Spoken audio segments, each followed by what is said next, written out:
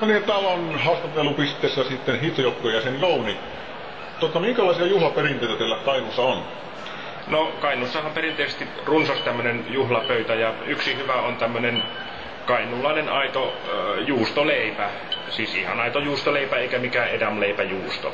Ja oikeaoppisestihan se nautitaan, ei mikään lakkahillon kerran, vaan se sipennetään tänne kahven sekkaan näin. Jo Kekkonen aikoinaan käytti tätä tapaa näin ja pikkasen siitä sokeria vaan sinne sekkaan ja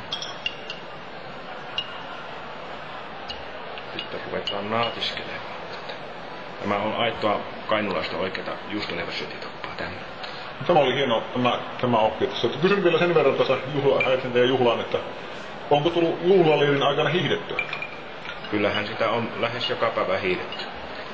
Entäs tämä kalsaripäivä? Onko tullut kalsaripäivää? No valitettavasti tässä oli tämmöistä pientä tautia, niin kuin aina suomalaisilla urheilijoilla on, niin joutui valitettavasti pitämään pientä taukoa. Mutta eikö se hiihtojoukkueen perinteeseen se kalsaripäivä kuitenkin kuulu? No kyllähän se näin on. Kyllähän se näin on.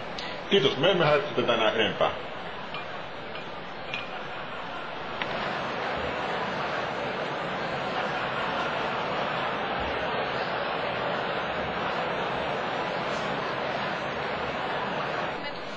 Hei Martti, vaikka sitä on Nobelin, niin saa sitä käydä tanssimassa.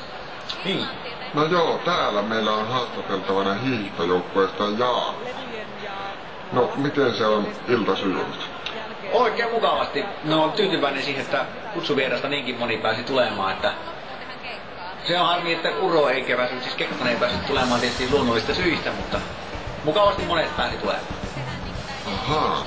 No siellä orkesteri jo aloittelee. Ajattekohan käydä tanssimassa? Kyllä toki.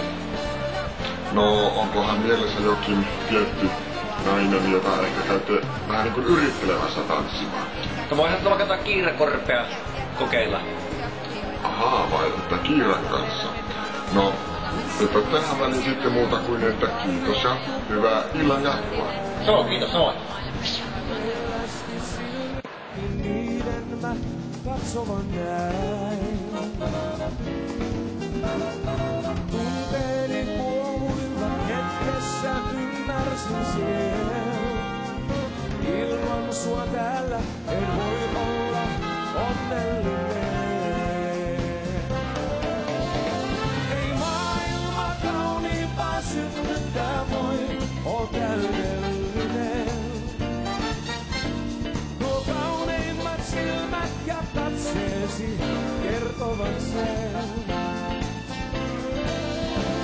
Ei maailma kauniimpaa synnyttää voi. Me mennään saunaan. Tulkahan perässä. Ja tiedän sen, etten sua milloin. Niin, kaikki saunaan.